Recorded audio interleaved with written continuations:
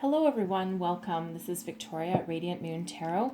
Today we're going to do a manifesting love reading for our Taurus, Sun, Moon, Rising, and Venus singles. We're going to see what we need to activate for you and what you need to let go, what's blocking you in manifesting new love into your life, okay? So don't forget, this is a general and intuitive reading, so not every message will resonate for every single person. Take what resonates for you and leave the rest behind. This is also a timeless reading, so whenever you happen to find this video is when you're meant to see it, and there'll be messages in here for you. All right, so we're going to get right into it. We're going to start with the Power of Love activation cards. We're going to see what we need to activate in you. All right, and I will also read it from the book because there's a lot of really good information in there that I couldn't possibly regurgitate. Okay, so what does Taurus, Sun, Moon, Rising, and Venus need to know? Our Taurus singles, please. What do we need to know in manifesting new love? Peacefulness. You recognize that balance, kindness, and love bring calmness into your soul. That's a beautiful energy right there. So let's see a deeper message behind this one. Here we go. All right. It's a sad irony of life that humans can only appreciate the quality of a peaceful existence by experiencing moments of comparative turmoil and conflict. Just as you most value health after an illness, so do you feel most grateful for peace once you have encountered strife. But discord is something that you can learn to avoid. Lucky is the soul who learns this lesson quickly. Confrontation and conflict are not the energy of spirit. Most people in our world are reactors, especially when they are the recipients of any negativity. They align more with an eye for an eye than turn the other cheek. Unfortunately, they don't realize that this is the worst possible response that they could mount. A punitive reaction instantly forces the brain into survival mode, and hormones and chemicals of self-preservation are released into the body, which attempts to rid itself of the foreign invader who broke through the calm of a normal environment. The intensity takes a toll on the mind and the body, eventually bringing about a state of dis-ease. This is why it is imperative that you make it a vital part of your daily ritual to return to a state of peaceful bliss and harmony as often as possible. Entering this zone of awareness automatically quiets and resets your brain.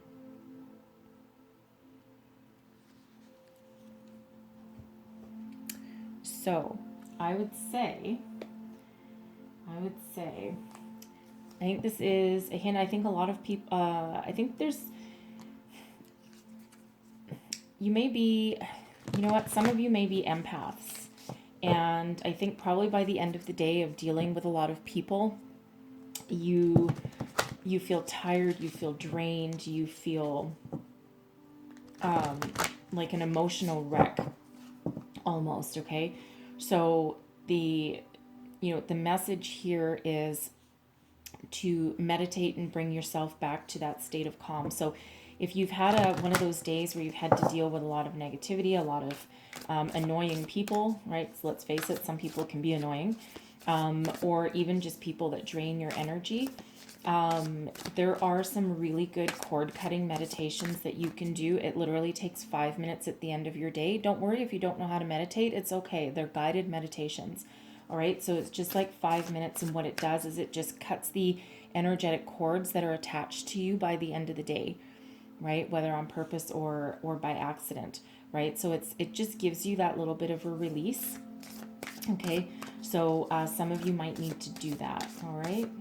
So I'm going to pull you a Sacred Traveler Oracle here, and let's see what journey you guys are on. Traveling lightly, simplify your life, right? Something's got to go. Something always has to go for something new to come in, and that can be emotional, that can be physical, even it could even be decluttering your house, right? A cluttered house can sometimes be a cluttered mind. Watching clouds, lie back, rest, and relax. Meditate, right? Some meditation there, right? Clear that negative energy at the end of your day. Something's really got to go. And wondrous universe. Walk in beauty, right? Here we have it, right here. Something's got to go. go within, do some meditation, clear out that negative energy, clear out whatever's not working for you, right? Anything that's not in alignment with your higher good, and let the wonder of the universe come in, right? Believe in miracles, believe in universe. I mean, this is, that's like Merlin the magician and conjuring the planets, and you just know that there's that beauty in the universe, and that's what you strive to achieve. That's what you strive to bring into your life, right?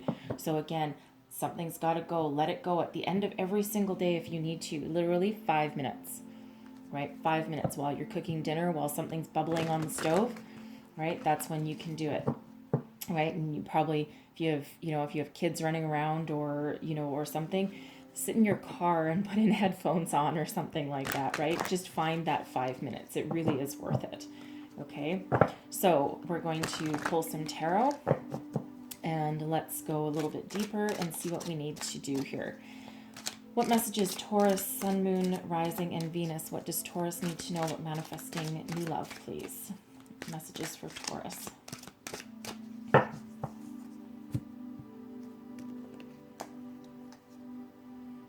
First out is the Emperor.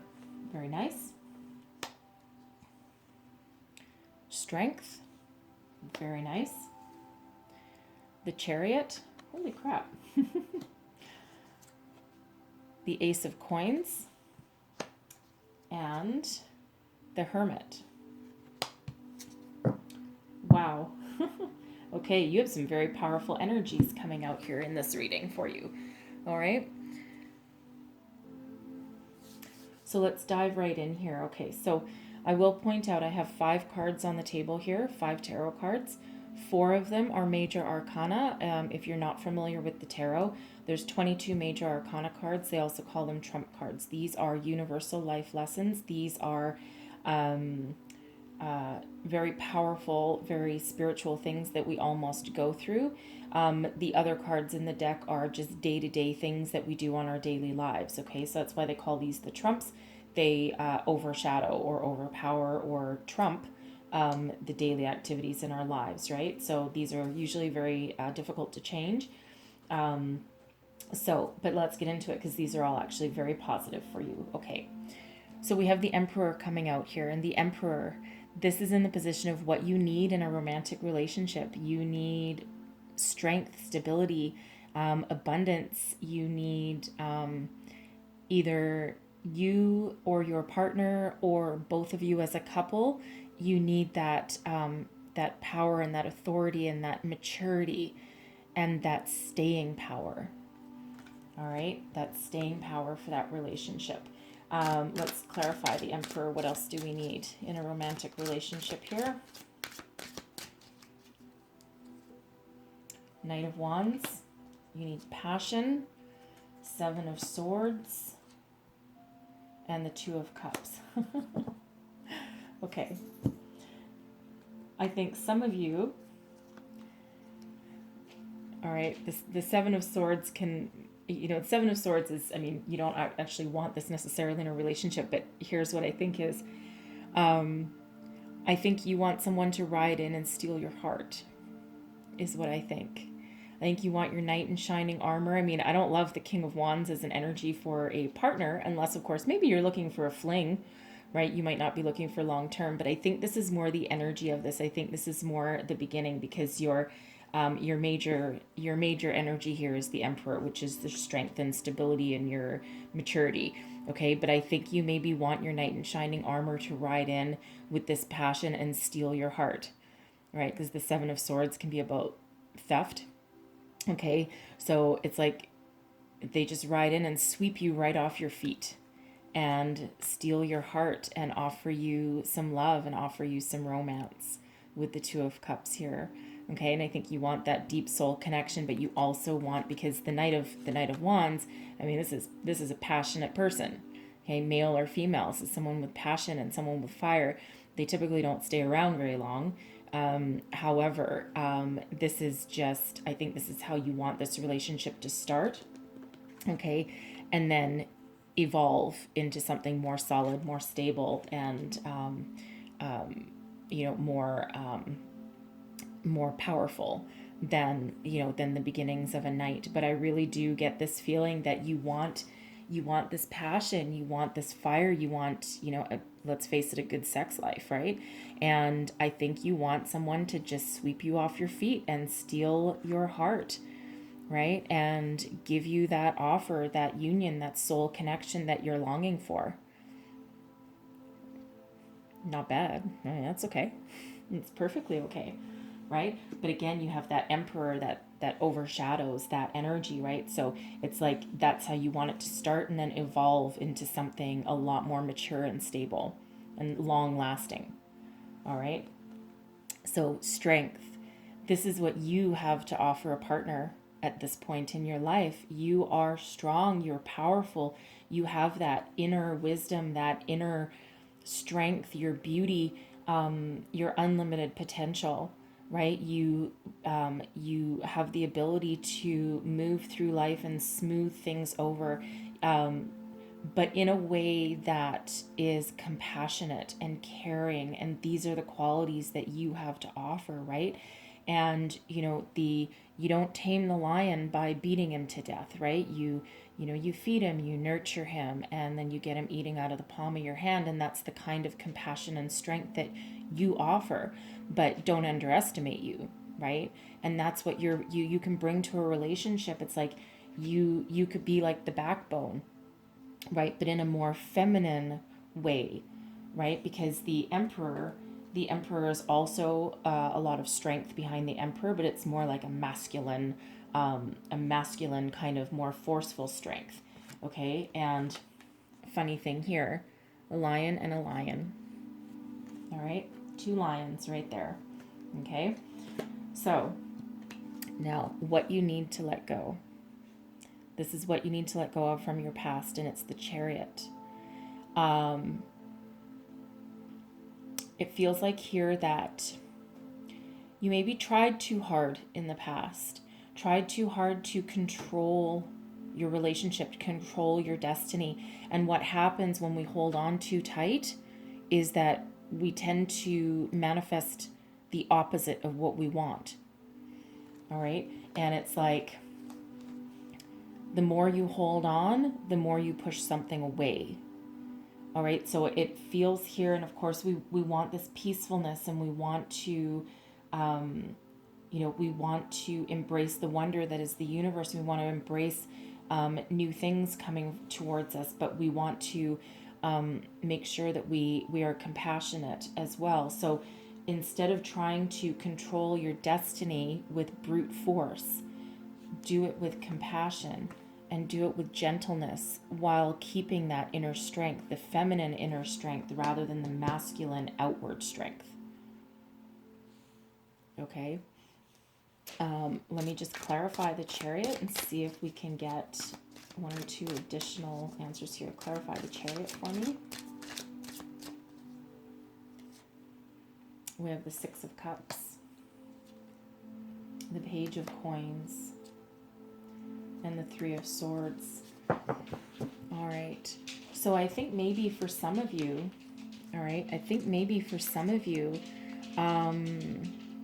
this might go back to your childhood, or at least your youth. It doesn't have to go all the way back to your childhood, but I think that you had a very painful ending from someone from your childhood. We have the Page of Coins, which was a beginning, right? The 6 of Cups quite often represents someone from your past or nostalgia. And then, of course, the 3 of Swords is a broken heart. So it's almost like if this was like a high school sweetheart or a college sweetheart, it's almost like you're trying too hard maybe to control the outcome. All right. Or you thought that this person was your destiny, because the Chariot can be riding towards your destiny, right? Taking control of your destiny.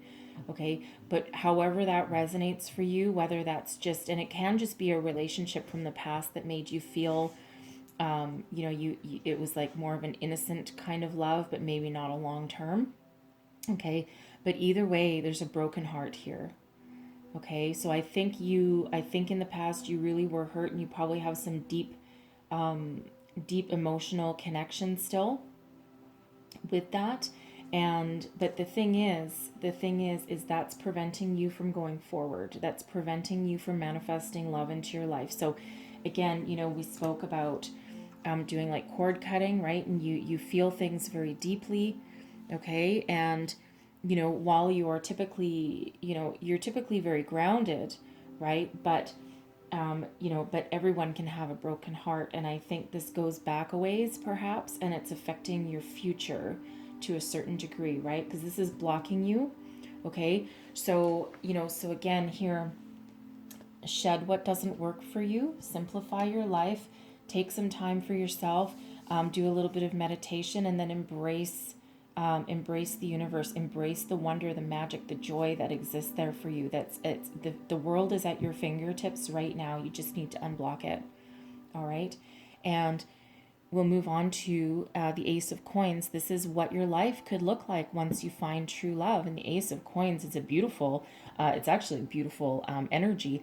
It's a lucky energy. It's a gift from the universe. It's a new beginning, but it's a solid, stable, grounded new beginning, the birth of something new. Okay, and the pentacles, or the coins in this particular deck, they are about it's earth energy, right? It's earth energy. It's grounding. It's about home, career, finances. Okay, all of that, right? All the material things in the world. All right, so this can be the start of a solid, stable home, the start of something new, the start of something, very stable and grounded, right? And you need that grounding energy, right? It's fine to have the passion and the fire and the swords and but you also do need to stay grounded. Okay, so let's have a look. And it's interesting actually, because we have the Emperor here. So, and the Emperor is a sign of Aries, right? Aries is fire sign and you are an earth sign. So it's like you can temper each other's energies a little bit, and your Emperor can bring out the fire and the passion in you, but you can also ground that person as well. So it's actually a nice balance, and strength it can also be about balance as well. So let's clarify the Ace of Coins, please. Clarify the Ace of Coins. The Four of Coins, the Ten of Wands, and the Knight of Cups. Yeah. So the Ace of Coins is the start of a solid foundation. The Four of Coins is keeping you grounded. Okay, so you have a grounded foundation here, something to build upon, something to move forward to the future, right? Something that'll put an end to your heavy burdens, an end to being alone, right? Because you're building something new, you're building something more stable. Okay, it's like you have a partner that can help you along your path and upon your journey, right? Because the Four of Coins can also be about balance, right? And finding that balance and finding those new opportunities. And then this is a relationship filled with love, also love that will take you into the future, right? This Knight is riding into the future, and it feels solid, stable, real, mature, grounded, but also with that romance, right? With that romance in it. And that's exactly what you're hoping for. All right? Because no one wants a loveless relationship, right? That's no fun.